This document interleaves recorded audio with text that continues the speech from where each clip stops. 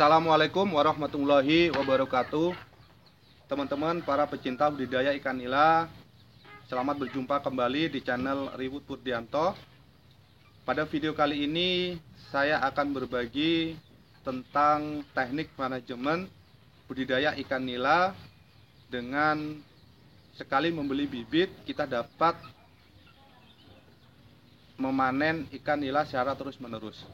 Namun sebelumnya, dukung selalu channel ini dengan subscribe, like, komen, share, dan aktifkan lonceng notifikasinya. Teman-teman para pecinta budidaya ikan nila dimanapun teman-teman berada,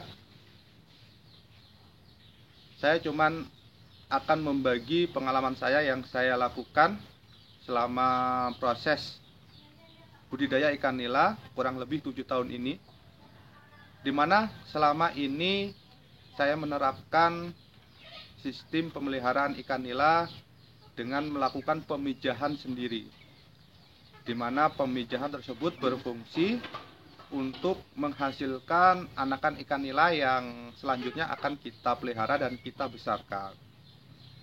Nah, jadi selama 7 tahun ini saya hanya membeli bibit atau benih di awal pemeliharaan saja. Setelah itu sampai hari ini saya belum membeli bibit atau benih lagi ke penjual.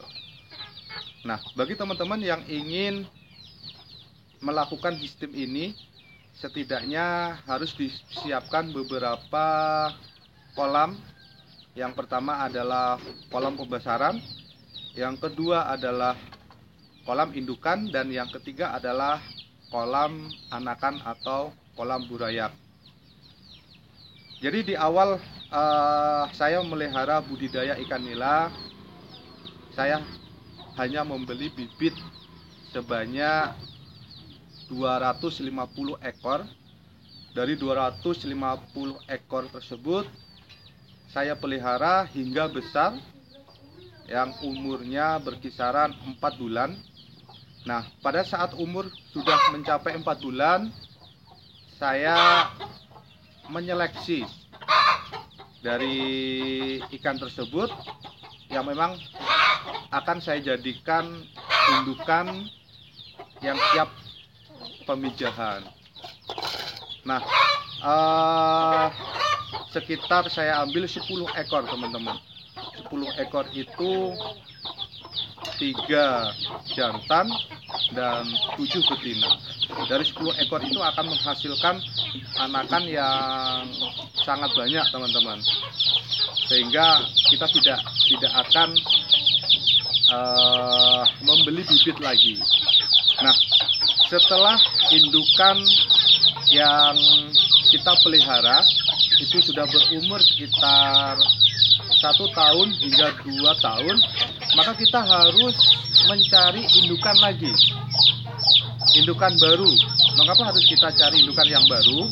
Karena ketika kita pertahankan indukan yang sudah berumur 2 tahun lebih, itu tidak akan maksimal dalam proses produksi, sehingga kita harus mencari indukan baru.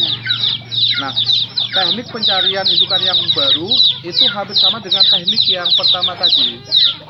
Jadi anakan yang dihasilkan dari indukan pertama atau anakan yang dihasilkan dari indukan yang pertama itu bisa kita seleksi lagi teman-teman, sehingga mendapatkan ikan nila yang bagus yang siap menjadi indukan.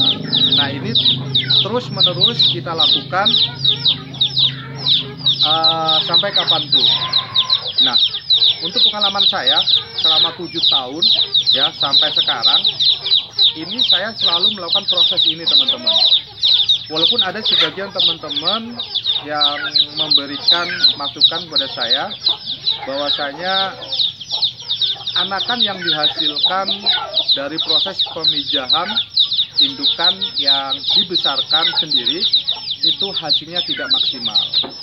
Tapi menurut saya sendiri yang saya lakukan selama ini, kita mempunyai teknik ya, sebelum menentukan indukan itu kita cari yang memang benar-benar dari ratusan bahkan dari ribuan ikan nila tersebut kita cari yang memang benar-benar pertumbuhan ikannya sangat cepat dibandingkan dengan yang lain. Nah, ini yang cocok untuk kita jadikan indukan yang dapat kita lakukan pemijahan, teman-teman. Jadi teman-teman yang ingin melakukan teknik ini, setidaknya teman-teman mempersiapkan beberapa jumlah kolam. Tentunya yang pertama adalah kolam pembesaran, teman-teman. Yang kedua, kolam pemijahan atau kolam indukan.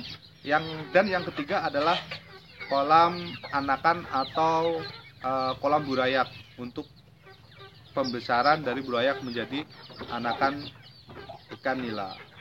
Nah, nanti saya akan menunjukkan beberapa kolam saya dengan sistem pemijahan sendiri, sehingga kita tidak akan membeli lagi anakan ikan nila yang akan kita pelihara. Jadi selama 7 tahun ini, teman-teman, saya selalu melakukan teknik ini. Ya, alhamdulillah hasilnya cukup memuaskan. Ya, walaupun masih dipelihara di teknik tradisional, teknik rumah tangga, kolamnya juga masih tidak seberapa jumlahnya, tapi alhamdulillah sudah sering saya memanen kolam ini, ya, hampir 6 bulan sekali saya panen ikan tersebut dari hasil dari pemijahan indukan yang saya pelihara. Jadi teknik ini sangat menguntungkan bagi para pembudidaya, karena kita tidak lagi harus memikirkan biaya pembelian bibit yang mungkin semakin hari semakin mahal untuk pembelian bibitnya. Dan kita tidak tahu juga apakah bibit yang kita beli di penjual itu memang benar-benar bibit yang mempunyai kualitas yang bagus atau kualitasnya kurang bagus. Nah, kalau kita pijahkan sendiri, kita sudah tahu, teman-teman, ya, dari indukan yang kita pelihara, yang sudah kita pilih, yang mempunyai pertumbuhan yang cepat, ini akan kita pantau dan kita rawat dengan sebaik mungkin, sehingga kita akan mendapatkan anakan yang mempunyai gen yang pertumbuhannya juga cepat, teman-teman. Oke, teman-teman, mari kita lihat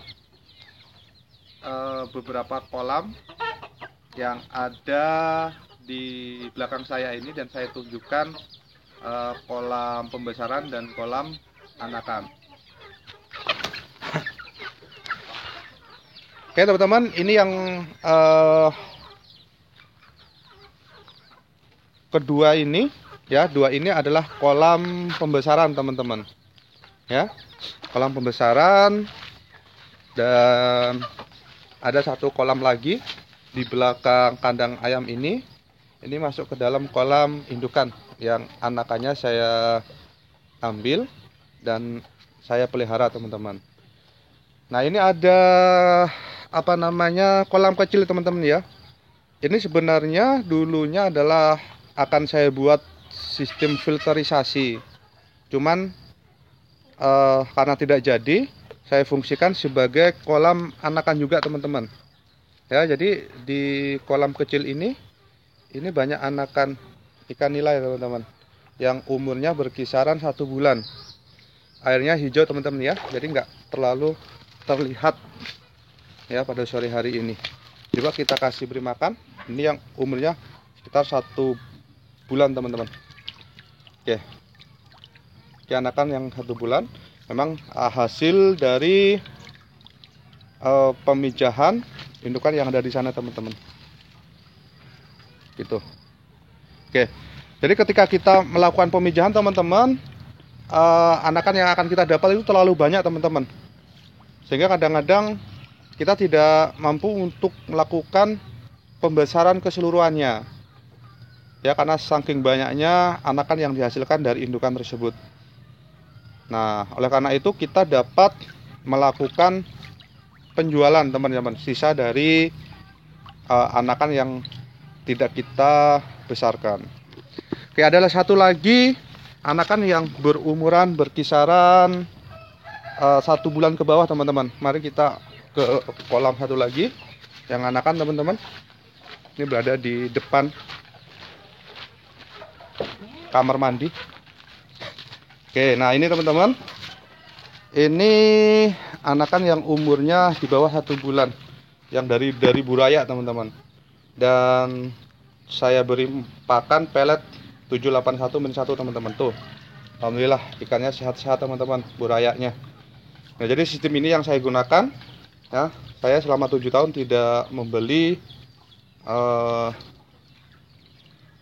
anakan lagi teman-teman.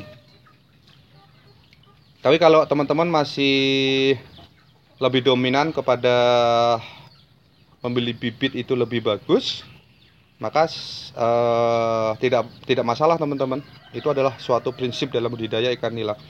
Tapi kalau prinsip saya, mengapa kita harus membeli bibit ketika kita dapat memijahkan ikan nila itu sendiri. So, ini jumlahnya sekitar 1000-an teman-teman. Umurnya 1 bulan kurang teman-teman. Ada yang beda, ada yang berkisaran 4 minggu, ada yang 3 minggu, karena hasil pemijahannya berbeda-beda pula teman-teman. Oke, mari kita lanjutkan pemberian pakan yang dari kolam pembesaran teman-teman.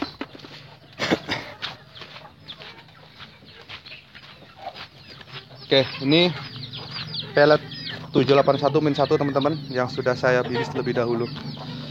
Airnya hijau ya teman-teman, jadi nggak terlalu kelihatan.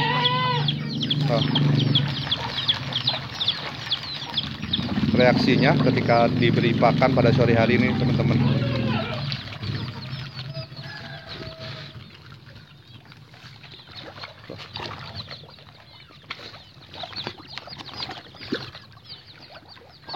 Oke, nanti di lain hari saya akan berbagi pengalaman bagaimana teknik pemberian pakan agar hemat dan pertumbuhan ikannya cepat teman-teman. Oke, mungkin itu yang bisa sampaikan pada video kali ini. Ya, sukses selalu bagi teman-teman para budidaya ikan nila. Dan saya akhiri, wassalamualaikum warahmatullahi wabarakatuh.